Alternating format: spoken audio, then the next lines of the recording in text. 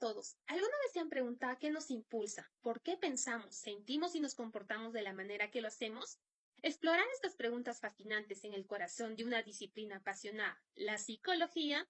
Mi nombre es Liz Natalie Sierra Castillo, estudiante del curso de Introducción a la Ciencia Psicológica. Y este video ensayo vamos a realizar un recorrido de esta ciencia. Les presentaremos su historia, las distintas formas de entender la mente a través de sus principales teorías y cómo los psicólogos investigan.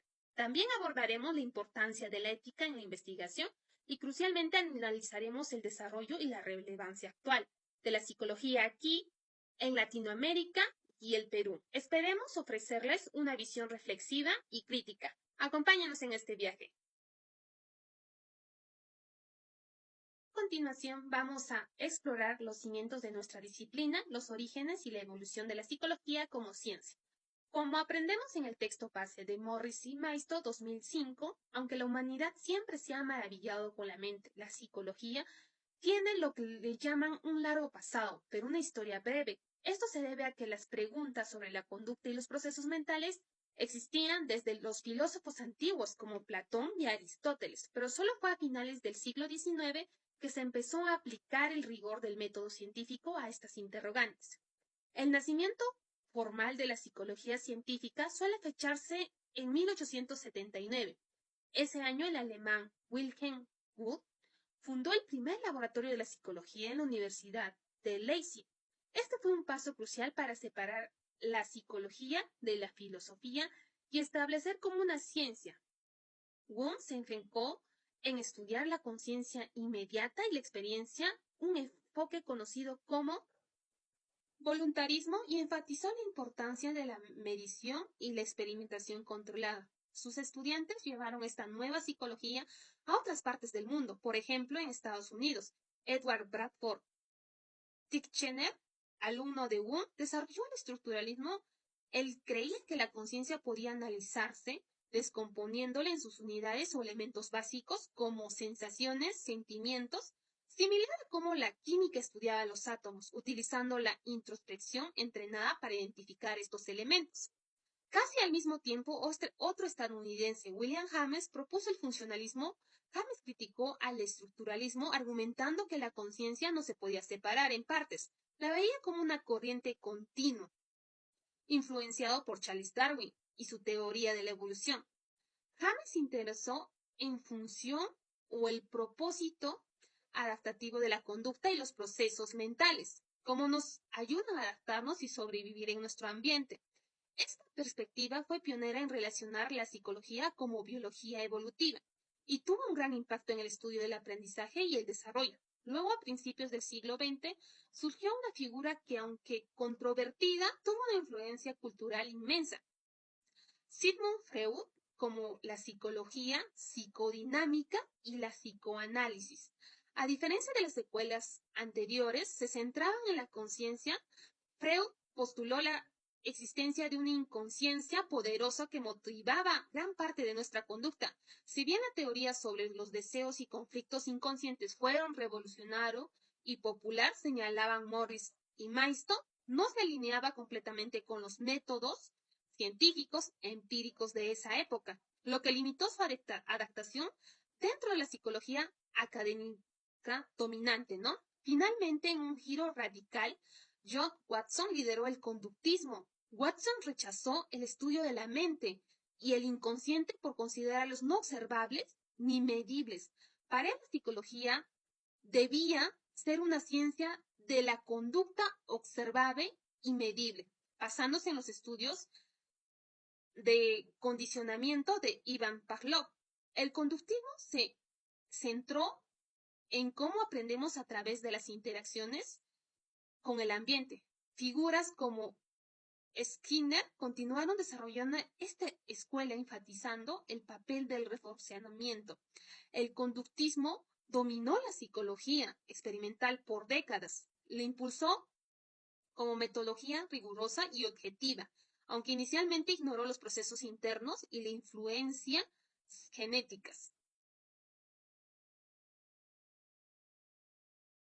A continuación, vamos a tocar las principales teorías psicológicas y su impacto en el estudio del comportamiento humano.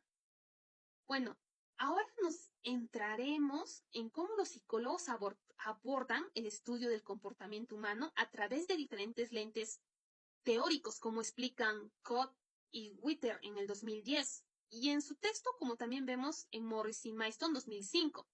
La psicología moderna no se casa con una sola idea, sino que utiliza múltiples perspectivas para entender la complejidad humana. Ya mencionamos algunas escuelas históricas. Ahora vemos algunas de las visiones contemporáneas claves y su impacto. Una perspectiva fundamental es la biología. Esta visión, como detalla Morris y Maisto, se centra en cómo los procesos físicos, químicos y biológicos internos, la actividad cerebral, el sistema nervioso, las hormonas, la genética influyen en nuestra conducta. Su impacto es enorme, especialmente como los avances neurociencia, permitiéndonos entender la base biológica de pensamientos emocionales y trastornos.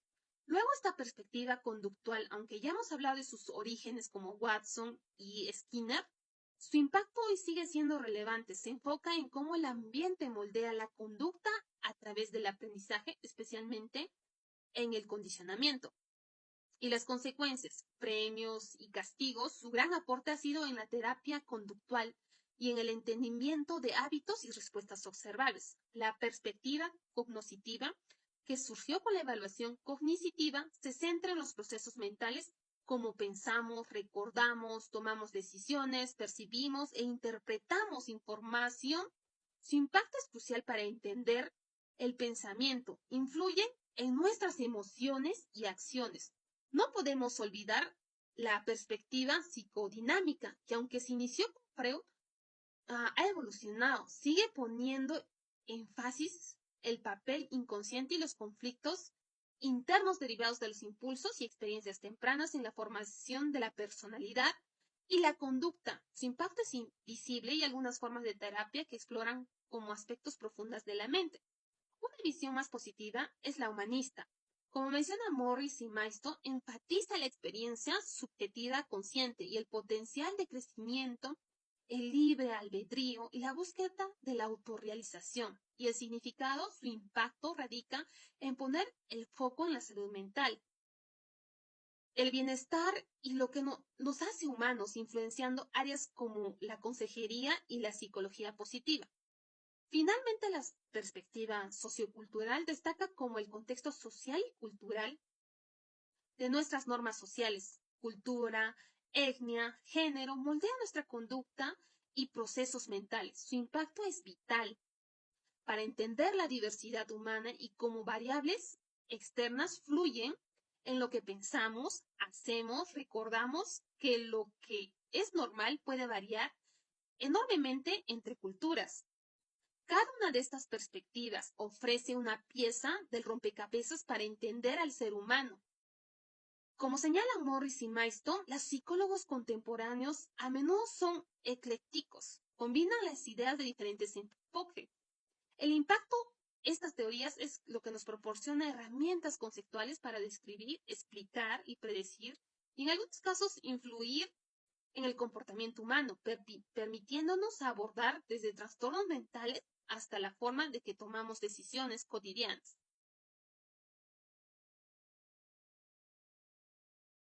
Ya hemos visto cómo la psicología ha evolucionado y cuáles son sus principales teorías. Ahora, ¿cómo obtienen los psicólogos información confiable sobre la conducta y la mente? Utilizan el método científico que requiere evidencia empírica basada en la observación cuidadosa y la experimentación, como explican Morris y Maisto, o los psicólogos usan varios métodos de investigación, cada uno con sus ventajas y desventajas. Uno de ellos es la observación natural. Este método consiste en estudiar la conducta de personas o animales en su entorno natural, sin intervenir sus principales ventajas en la que la conducta observada es más espontánea y natural que en un laboratorio. Un ejemplo clásico es el trabajo de Jane Goodall, observando chimpancés en África, lo que permitió conocer su conducta en su hábitat real. Sin embargo, este método tiene limitaciones, no se puede controlar nada y existe el riesgo del sesgo del observador. donde las expectativas del psicólogo pueden distorsionar lo que ve. Además, es difícil generalizar los hallazgos a otras situaciones. Otro método es el estudio de caso. Aquí se realiza una descripción y análisis muy detallado de algunos o unos pocos individuos. Se usan diversas técnicas como entrevistas y pruebas psicológicas para obtener un retrato profundo. Es útil para generar hipótesis e ideas nuevas, como la teoría del desarrollo cognitivo de Jean Piaget, que surgió a estudiar a sus propios hijos, o el famoso caso de Phineas Gage, que ayudó a entender la función del lóbulo frontal tras una lesión cerebral. La desventaja principal es que como cada caso es único, es muy difícil saber si las conclusiones aplican en otras personas. Las encuestas implican hacer una serie de preguntas estandarizadas a un grupo seleccionado de personas a través de cuestionarios o entrevistas que permiten obtener una gran cantidad de datos de manera rápida y económica sobre opiniones, creencias o actitudes que piensan que dependen mucho de voto o ante elecciones, pero su precisión depende mucho de que las personas respondan con honestidad, algo que no siempre es fácil, especialmente con temas sensibles. La investigación correlacional examina la relación que existe de forma natural entre dos o más variables. Es útil hacer unas predicciones, por ejemplo, si las horas de estudio se correlacionan positivamente con las notas, podemos predecir que quien estudia más tendrá que sacar mejores notas. Morris y Maiston mencionan un ejemplo interesante: estudiar si la actitud mecánica y la cautela se correlacionan con el éxito como piloto. Nos permite saber si cosas van juntas. Sin embargo, estas son cruciales. La relación implica la causalidad. Que dos variables estén relacionadas no significa que una cause la otra. Podría haber una tercera variable que desconoce influyendo. Para establecer relaciones de causa-efecto se utiliza la investigación experimental. Este es el método más poderoso porque la investigación manipula deliberadamente una variable, la variable independiente, para ver su efecto sobre otra variable. La variable dependiente, mantenido en todo lo que demás constante, usualmente es un grupo experimental y un grupo de control. Por ejemplo, un experimento para ver si falta de sueño, variable independiente, afecta la memoria, variable dependiente. Comparando un grupo que duerme poco y otro que duerme normalmente, la gran ventaja es que permite extraer conclusiones de causalidad. Las limitaciones que los laboratorios pueden ser artificiales y no todas las variables psicológicas. Después de explorar los métodos que usa la psicología para investigar, es fundamentalmente hablar de un aspecto crucial: la ética. Casi toda la investigación psicológica involucra seres vivos, ya sean personas o animales. Esto plantea una pregunta clave: ¿cuáles son las responsabilidades de los psicólogos hacia los participantes en sus estudios? La ética es vital para proteger el bienestar y la dignidad de quienes participan. Un ejemplo histórico que subraya la importancia de las normas éticas es el famoso experimento de obediencia de Stanley Milgram en la década de 1960. Como describen Morris y Maestro 2005, Milgram diseñó un estudio donde personas comunes creían que estaban administrando descargas eléctricas dolorosas a otras personas para un experimento de aprendizaje. Aunque las descargas eran simuladas y el aprendiz era un cómplice, los participantes mostraron signos significativos de estrés. Era un malestar emocional al seguir órdenes que creían que causaban daño. Este estudio generó un intenso debate ético. Los críticos argumentan que, a pesar de los valiosos resultados sobre la obediencia a la autoridad, no era ético someter a las personas a ese nivel de estrés y posible daño psicológico. A raíz de la controversia como esta, las organizaciones profesionales como American Psychological Association reevaluaron y fortalecieron sus códigos de ética. Las normativas éticas para la investigación con seres humanos ahora son muy claras. Un principio fundamental es el consentimiento informado. Esto significa que los participantes deben ser informados claramente sobre la naturaleza de la investigación, los posibles riesgos y beneficios, y que la naturaleza de la investigación sea voluntaria y documentada. El engaño sobre aspectos que puedan afectar la disposición a participar, como riesgo o malestar emocional, generalmente no está permitido. Y si se usa engaño sobre los objetivos de estudio, debe ser mínimo y justificarse plenamente, seguido de una explicación completa al finalizar lo que se llama el debriefing. Además, los humanos, la ética y la investigación con animales también es un tema importante. A veces se usan animales para estudiar principios de la conducta para comparar especies, o cuando sería poco ético hacer ciertos procedimientos en humanos, como algunas investigaciones cerebrales. Sin embargo, existe un debate sobre el sufrimiento animal. Las guías éticas, como los del APA y los Instituto Nacional de Salud de Estados Unidos, requieren que se considere el bienestar animal, comodidad, salud, tratamiento humano y se eviten el dolor, estrés o privación si existen alternativas. En conclusión, la ética no es simple añadido a la investigación psicológica. Asegurar que en la búsqueda de conocimiento siempre se proteja el bienestar y los derechos de todos seres humanos involucrados garantiza la integridad y responsabiliza la disciplina.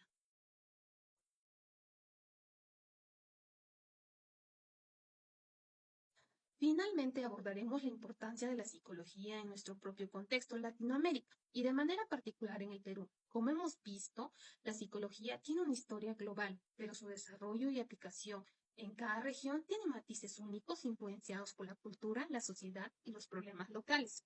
En el Perú, aunque las ideas psicológicas tienen raíces antiguas en el pensamiento psicológico, como señala Jauregui 2002, menciona figuras como Hipólito Unanue. La psicología como disciplina formal surgió en el siglo XX bajo la influencia europea. Sin embargo, figuras peruanas fueron claves en la institucionalización.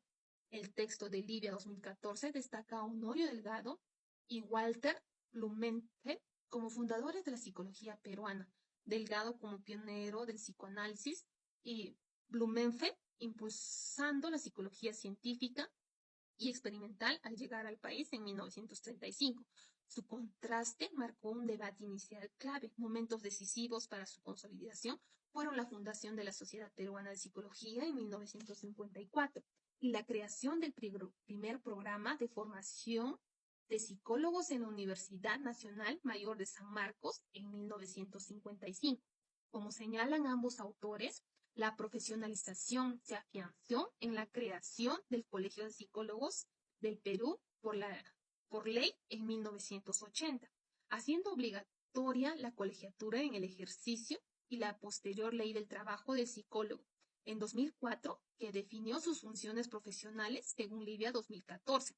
Hoy la psicología en el Perú es una carrera con creciente interés y aceptación en la población.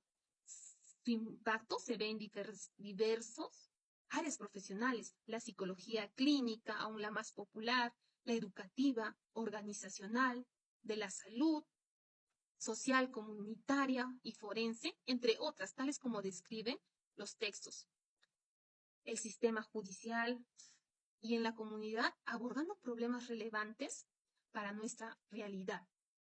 Jauregui, en el 2002, menciona que su comportamiento y importancia en el ámbito clínico en los últimos 30 años han sido notables. Livia en el 2014 resalta que la aceptación de la especialidad por la población ha aumentado gracias a la difusión de su rol en su vida individual y colectiva. Sin embargo, existen desafíos actuales importantes en el ámbito académico, investigación, señalando que la acreditación de programas aún es un reto y que la producción científica, aunque ha crecido, enfrenta limitaciones como la falta de sistema de información robusta, similares a bases de datos internacionales, la necesidad de validar y estandarizar pruebas psicológicas para nuestro contexto y fortalecer las publicaciones científicas locales. También hay desafíos a nivel gremial y profesional para fortalecer las organizaciones de psicólogos y asegurar que la investigación responda de manera más directa a los problemas sociales existentes en el Perú. como sugiere Livia en el 2014. En conclusión, la psicología ha recorrido un camino importante en Latinoamérica y el Perú, consolidándose como una disciplina científica y profesional con un impacto creciente en la sociedad. Superar los desafíos actuales en investigación, formación y organización es la clave para que la psicología peruana siga creciendo y respondiendo eficazmente a las necesidades de nuestra población. Llegando al final de nuestro video ensayo, hemos recorrido un camino fascinante. Vimos cómo la psicología nació de la filosofía que se estableció como ciencia, gracias a figuras pioneras y en sus primeras escuelas buscando entender la mente y la conducta. Exploramos las diversas teorías, desde el conductismo hasta la cognoscitiva y humanista, cada uno ofreciendo una perspectiva única sobre por qué actuamos como actuamos. También revisamos los métodos científicos: observación, estudio del caso, encuestas, correlación y experimental, entendiendo cómo nos ayudan a obtener conocimientos siempre con la fundamental guía de la ética para proteger a quienes participan en la investigación. Y de manera muy importante hemos destacado cómo la psicología ha echado raíces y crecido en Latinoamérica y particularmente en el Perú, con figuras y momentos claves en su historia y un impacto cada vez mayor en áreas vitales de nuestra sociedad como la salud, la educación y el ámbito social. Aunque enfrentamos desafíos de investigación y formación, la relevancia de la psicología para comprender y abordar los problemas de nuestra realidad es innegable. Esperamos que este video ensayo le hayas brindado una comprensión más profunda y reflexiva sobre la psicología y su valioso papel en el mundo y en nuestro país. Agradecemos su atención y esperamos una exploración que haya sido de su agrado.